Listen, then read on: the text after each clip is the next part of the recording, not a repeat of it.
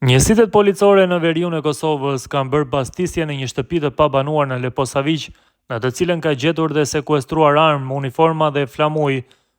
Në raportin e policisë u bëhet ditur se janë sekuestruar 2 armë të gjata, 151 fishek, disa pjesë përcjellëse të armëve, pjesë uniformash si dhe 7 flamuj të Serbisë.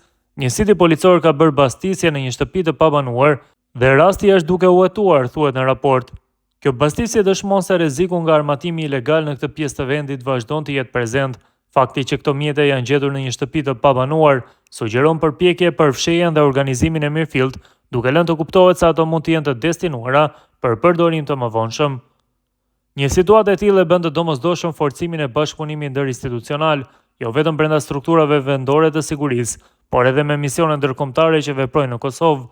KFOR-i, si garantuesi i sigurisë së përgjithshme, mbetet një faktor kyç në parandalimin e destabilizimit dhe në eliminimin e grupeve të armatosura që veprojnë jashtë ligjit.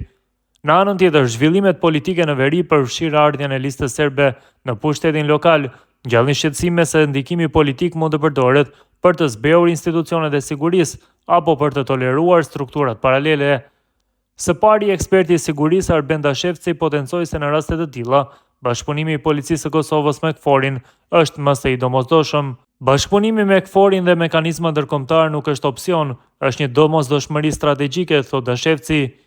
Policia e Kosovës e ka mandatin ligjor, por KFOR-i ka kapacitetet ushtarake, inteligjencën strategjike dhe efektet parandaluese, që bandat e armatosura e kuptojnë shumë mirë.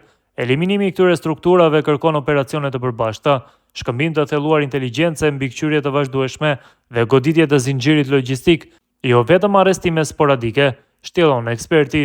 Krahas kësaj, Dashevci e ndërlidhi këtë edhe me rikthimin e listës serbe në pushtet, duke thënë se ky fakt e rrit rrezikun për destabilitet në veri.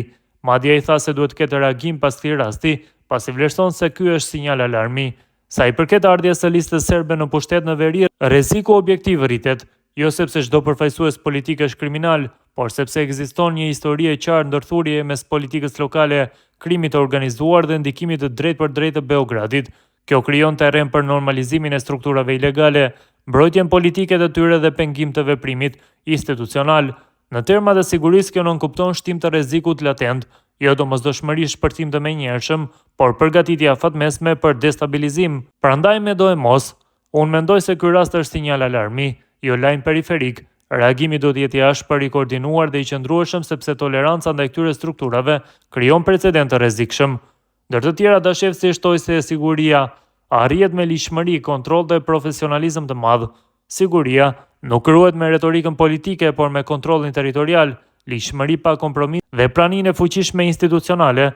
Nëse kjo bëhet në mënyrë profesionale dhe të vazhdueshme, bandat do të çarmatosen, nëse jo, ato thjesht presin momentin tjetër, përfundoi Dashevci.